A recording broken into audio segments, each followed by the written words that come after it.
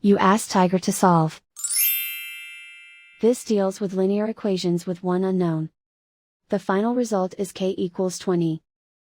Let's solve it step by step. Simplify the expression.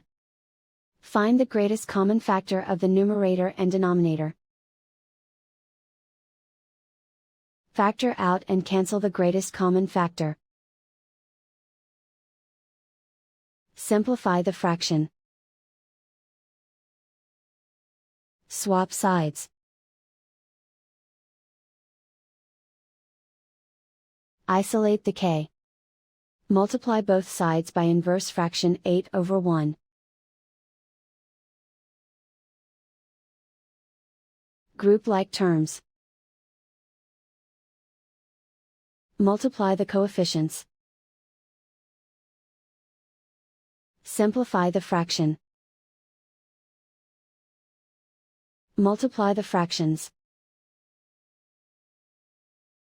Simplify the arithmetic. And so the final result is k equals 20.